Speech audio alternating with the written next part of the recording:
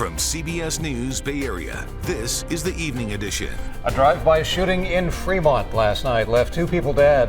What the investigation has uncovered so far today. A rally held in support of Proposition 50 in San Francisco today. Why supporters say the time is now to stand up to President Trump. And the Oakland Ballers are finally testing out an AI manager. We'll see if that actually helps on the diamond. Thanks for joining us. I'm Brian Hackney. And I'm Andrea Nakano. Tonight we'll begin in Fremont, where police are searching for a drive-by shooter who killed 2 people outside of a banquet hall. Police say the double shooting happened in front of the Royal Palace Banquet Hall on Stevenson Boulevard. People were celebrating when gunshots rang out in the parking lot. It's not the first time violence has marred a celebration at that venue. Dahlin has more on the latest incident. All is quiet in front of Royal Palace Banquet Hall this Saturday, but it was a very different scene late Friday night. Fremont police say someone drove into this parking lot and started shooting. A large celebration turned deadly outside the banquet hall. Guests looked to be in disbelief, saddened by the tragedy. RP advised it was a drive-by 1071. Therapy heard multiple reports, and we can hear people screaming. The Fremont Police Union released this exchange between a 911 dispatcher and responding officers. About 100 people still inside the building, negative injuries inside. Neighboring businesses tell me they heard it was a wedding reception, but we have not been able to confirm that. People who work in the plaza say the parking lot was packed with guests. Very shocking, very hard to hear. The most shocking part to me is that it's right outside the place that I come every day. Carlo Figueroa is a swimming instructor at the Hippo Swim Club, just a few doors down from the banquet hall. The plaza also has several Asian restaurants, a medical office, and a salon. It's crazy to me. This area has always been very safe. A lot of nice people around here. Carlo left work around 9 o'clock on Friday night. Police say the drive-by shooting happened just after 11 o'clock when some guests were standing outside. Investigators say someone pulled into the parking lot, opened fire, and then drove off. One person died at the scene. A second person died at the hospital. Definitely terrible, shocking news. I never expected this will happen here. So Fremont, in general, it has to be a quite safe place, right? Especially here. So never expect someone will just drive by and randomly kill. That's really, really terrible. Police are reviewing surveillance video from the banquet hall and nearby businesses. They don't yet know the motive or if the victims were the intended targets. The banquet hall owner, Jamal Sadiq, declined to comment. I'm just trying to find out a little more. Would you like to say a couple of things, or? Back in 2017, a wedding at the same banquet hall with nearly 900 guests ended in multiple fights and injuries. Police said at the time about 70 people fought, and one man was beaten so badly he was left in a coma. This latest shooting has nearby workers like Carlo on heightened alert. I pray for the families of the victims. It's a sad thing to hear, and I really hope that the victims can rest peacefully. Police have not released the names of the victims, and it's still unclear how those victims may be connected to Friday night's events. So far, no arrests. Fremont police asking anyone with information to come forward. And by the way, the police say that these 2 homicides mark the city's 3rd and 4th of the year. Andrea? Well, an active night in downtown Oakland, as well as officers responded to 4 separate shootings. 2 people died. The first happened around 2:15 in the morning on Broadway Street. Then just after 3 this morning, officers responded to a reported shooting on San Pablo Avenue less than an hour later. Police received calls about 2 separate shootings on 19th Street and Martin Luther King Jr. Way. And then less than 30 minutes apart, officers then found a shooting victim on 18th Street. This is video taken last night after the shooting on San Pablo Avenue. Emergency responders rushed the victim to an ambulance on a stretcher. That person died at the hospital. And on 18th Street, officers taped off this stretch of road where they found another victim. They later died from their wounds. Mayor Barbara Lee weighed in on the violence. We have to make sure that people are safe, feel safe, and continue with our crime fighting efforts. And so we have to do that. We don't sweep our difficulties and challenges under the rug. Oakland police say they are continuing the investigation and no word on if the shootings are connected. Well, after being closed for nearly 3 years, the Oakland Fire Department unveiled their newly renovated Station 10. to the public today. That's what had been closed for 3 years. The fire station's over a century old, sits right off the downtown Oakland exit off 580. It's responsible for putting out fires in one of the most densely populated areas of Oakland. Fire Chief Damon Covington spoke about how crucial the station is to emergency response. This particular firehouse is key for all of our downtown responses. So having this fire station back open really helps all the surrounding stations in the area because they took on a tremendous amount of extra runs while Station 10 was shuttered. Even though the grand reopening, ever since the grand reopening, Fire Station 10 has been in service for about 3 months now, marking the first time in 20 years that every fire station in Oakland is up and running. So. Well, meanwhile, teachers in San Francisco got first dibs on a new affordable housing development. The Shirley Chisholm Village in Outer Sunset has 135 units, and San Francisco Unified Teachers and Support Staff were the first to get access to their 100% affordable apartments. For Jack Hobbs and his wife, Victoria, this is making a huge difference. It's a difference of a few $100s every month, but that few $100s means that I can get new things for my dog. I can go to a restaurant with my wife. In 2023, the starting salary for a SFUSD teacher was about $50,000 a year, about 40% less than HUD's definition of low income for this area. The city is hoping that housing like this could help with retention efforts. Well, last month, Governor Newsom signed legislation putting Proposition 50 on the ballot. The measure would change constitutional boundaries to favor Democrats. This morning, union members gathered in San Francisco to begin the campaign for passage, and John Ramos has got that story. Unions are a powerful political force in the city of San Francisco, and today they were marshaling the forces in the fight to pass Prop 50.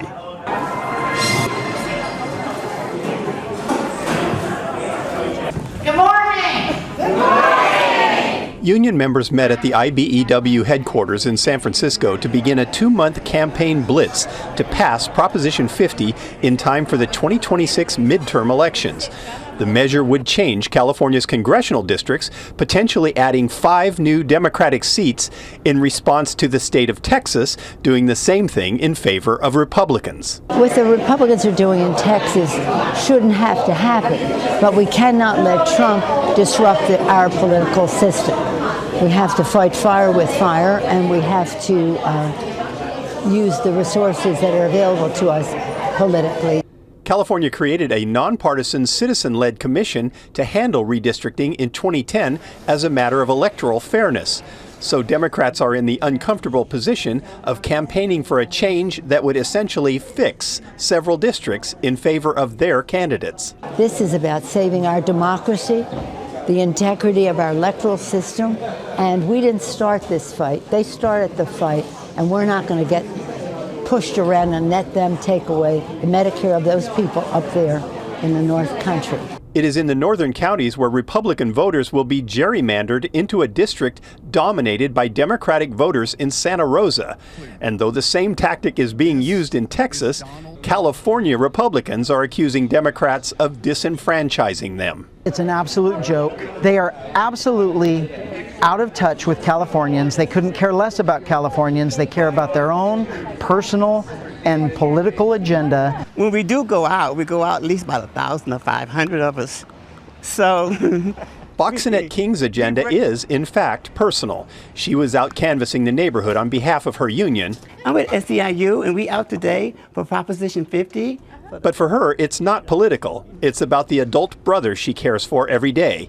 He has severe mental health issues, and Boxinette, who is a healthcare worker, worries what will happen to people who rely on the social safety net once the Medicare cuts kick in after the midterm elections. Do you think those people are threatened right now? Yes, they're totally threatened, because they're the first one everything's getting cut. I want someone to be here for him. Right now, I'm this only voice that he have in the world. I'm standing up for him because he can't come out here and fight. Organizers say unions are getting involved because they represent the people who will be affected by the looming cuts in California and every other state. We have to do something, because sitting and just playing by his rules, working people will lose every single time. So yes, we're fighting fire with fire, and we have to make sure that the playing field is leveled. You hear that expression a lot on Prop 50, fighting fire with fire. Democrats accuse President Trump of rigging elections, and now they're willing to do the same thing themselves. There is an old saying, the first casualty of war is the truth. But in a war for democracy, the first casualty may be democracy itself. Prop 50 calls for a statewide special election on November 4th that would cost about $230 million to hold. If passed, the new district boundaries would be in effect for the congressional elections, that's the whole point, in November of 2026. Andrea? Well, a Costa Mesa woman is facing felony charges after registering her dog to vote and then casting the ballot. 62-year-old Laura Urex allegedly registered her dog Maya to vote, casting ballots in the 2021 gubernatorial recall election and the 2022 primary. She even posted a picture on social media of Maya wearing a "I voted" sticker, leading to plenty of outrage. This is serious. People should not commit fraud in elections. Our entire "we the people" depends on the idea that only the people who can register to vote do register to vote. Urex is facing 5 felony charges, including casting a ballot when not entitled to vote and registering a non-existent person. If convicted, she could face up to 6 years in prison. Well, Sacramento County trying to crack down on cockfighting, the new rules that supporters hope will keep the animals and communities safe. And coming up in the forecast, there is a small chance of light rain coming to Northern California early next week. We'll talk about that. How likely is it? And you still have the second half of your weekend to look at. We'll go over that in the forecast coming up next.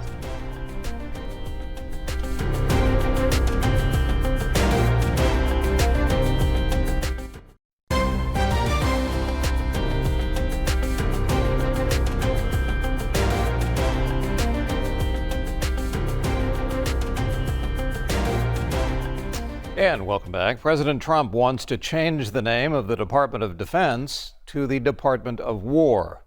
He signed an executive order to that effect yesterday, saying that this rebranding will signal strength. New signs reflecting the change were installed, including one that changes Defense Secretary Pete Hegseth's title to Secretary of War. The War Department is going to fight decisively, not endless conflicts. It's going to fight to win, not to lose. We're going to go on offense, not just on defense. The name change is not official, though, until Congress formally authorizes it. Meanwhile, in D.C., protesters took to the streets, marching to the White House while demanding an end to the military occupation in the district. Protesters chanted, carried signs, they played instruments. The National Guard has been deployed in D.C. since August 11th. Thursday, the D.C. Attorney General filed a lawsuit to force the federal government to end the deployment immediately. And if we could end the unusually cool weather immediately, I would also file a motion. But Darren said, is that in or not in the cards? Well, it's about 5 or 6 degrees below average, and that is sticking around, Brian. We're really not going to be changing that a whole lot over the next couple of days. We're pretty much locked in to that pattern. Let me show you what it'll look like in terms of the marine layer tonight. Watch the clouds fill back in tonight. They're going to take their time. But by the time we get into the overnight hours and we wake up tomorrow, we'll have just enough of the marine layer that will have returned, that we'll be looking at an increase in clouds just to start the day. It won't be terribly widespread, but just so you know, we are going to see the marine layer fill back in again tomorrow morning. Let's see if I can get any of these maps on here to cooperate and actually behave the way they should. That one doesn't want to do it. All right, let's go to the headline and the forecast. I'll show you what we need to know about early next week, and then I'll show you the 7-day forecast for the weekend. We're keeping an eye out here for this weak little system to come our way by Monday and give us a little bit of rain. Monday, second half of the day through about Wednesday. There's another one behind it, but more on that one once we get closer to it. Let's take a look at that first one again. A little more detail. We'll step this down and get closer in each time. Here's the general view on why we think there's a chance of rain coming on Monday, right there. Monday afternoon into evening. Now, there's not much to that. You got to be in the far northern third of Sonoma County Monday afternoon to notice it. but we can take that forward and watch the chance of showers will stay with us into Monday night. And then a few follow-up showers will stick around through the day on Tuesday and Wednesday. None of these look terribly impressive, but the whole period, really, from Monday afternoon all the way through Wednesday, we still have to talk about this chance for some light rain. If we look at the actual totals for what we could measure, it's not a lot. A couple hundredths of an inch of rain on there doesn't really amount to a whole lot, but at least it's something. So we're going to keep you updated on that as we get closer to it. Let's check out the 7-day forecast now. So we'll start out by checking in on the inland microclimate first. And what you see on here is a subtle uptick in numbers over the next couple of days, but even those don't really amount to a whole lot. It'll go up a couple of degrees, down a couple of degrees. Nothing really changes a whole lot super noticeably temperature-wise. It's the chance of rain that starts to show up that makes the headlines. And when we look at the 7-day forecast on here for the Bay, you see the same story.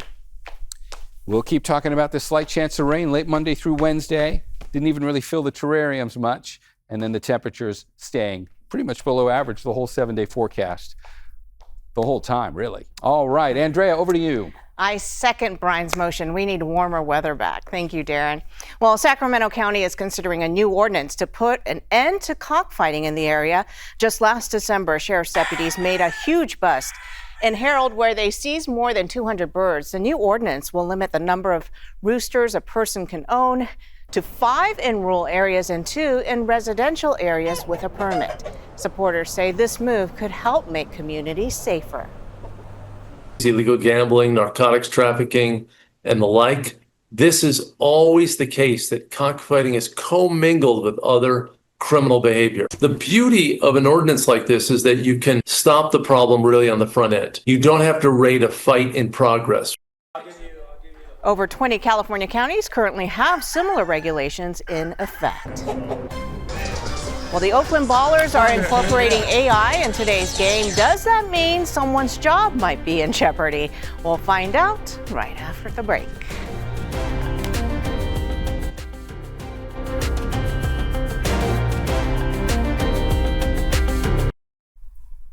Today, the Oakland Ballers are getting even more high-tech. Artificial intelligence makes it professional sports debut this afternoon. Ballers are replacing their manager with an AI program to make decisions that he usually does. Kevin Coe explains. Raised in the East Bay, Oakland Ballers manager and 9-year MLB veteran Aaron Miles has part of his soul in the town's baseball team. Close to the hometown and family, and grew up an Oakland A's fan and grew up coming to Oakland to watch A's baseball games, so it's full circle for me. But growing up, Miles could have never expected that his full circle includes artificial intelligence. The Ballers will be the first professional sports team ever to have AI manage or coach a game, which also means Miles will be the first manager or head coach in professional sports history to be replaced by a computer model. I'm looking forward to it, actually. AI may be a bench coach and when it's coming soon. Every person out here in a job that knows AI may be coming for their job doesn't like this at all, you know what I mean? And part of me is, thinks that too, but, I think the AI could be a part, like I said, a tool. That's the uncomfortable part of this conversation. More industries are implementing AI into its workplaces, replacing humans along the way, cutting costs for CEOs like Paul Friedman. Aaron Miles' job is safe. But Friedman isn't your typical CEO. The co-founder of the Ballers never embarked on this pioneer league baseball journey to turn a profit. Our whole ethos is bringing live humans together. And that's actually why we were the right people to be able to do this, fun juxtaposition. The benefit of being able to, of winning over 75% of your games, which is insane in baseball, is that you can have a little fun. Friedman hopes this experiment could lead to more AI tools being used by coaches and managers like Miles. The Ballers manager will be in the dugout for Saturday's AI game. It'll just say AI. However, the starting lineup will have a much different signature, at least for one game. We're going to fire the AI after day one. They have no feelings, so it's going to be an easy conversation. Maybe I'll learn something from the AI, and hopefully the AIs learn from me because we've done pretty good this year. The Valkyries, now bound for the WNBA playoffs, play their final home game of the regular season tonight. Golden State hosts the Minnesota Lynx at Chase Center. Game tips off at 5:30 minutes from now on PIX Plus, Channel 44. Okay. And we are continuing to celebrate the Grateful Dead in San Francisco. Pier 39 holding a day-long celebration of the band's 60th anniversary. People got to listen to live music from 2 Bay Area tribute bands, make their own tie-dye bandanas, and sign a thank you banner in honor of the Dead. It's really amazing that after 60 years that things are going this strong. I mean, it's really something. It's becoming part of the American Songbook.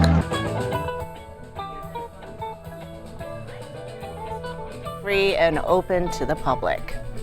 Well, coming up, how kids are getting in touch with nature and their creative side, the event that kicks off Childhood Cancer Awareness Month at the San Francisco Zoo.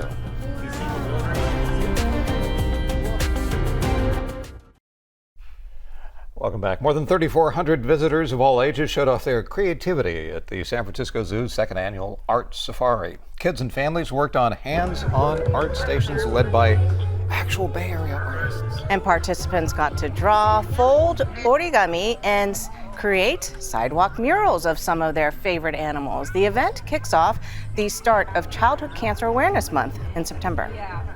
Tomorrow night, music's biggest stars gather in New York City for the MTV Video Music Awards. Either way you would like it. And this year's ceremony promised to bridge genres and generations. Jelly Roll, Post Malone, and Sabrina Carpenter will grace the main stage with performances, and all eyes will be on Lady Gaga, who received the most nominations this year, including one for Artist of the Year. One of the icons set to be honored tomorrow is Mariah Carey, who will return to the VMA stage for the first time in 20 years. Find that funny? You can catch all the action tomorrow at 5 p.m. right here on KPIX Channel 5. We were just doing a little tango going back and forth on the set here. Should have seen it. That's it for us at 5. See you back here at 6. CBS Weekend News is next, and news updates always on KPIX.com. Good night.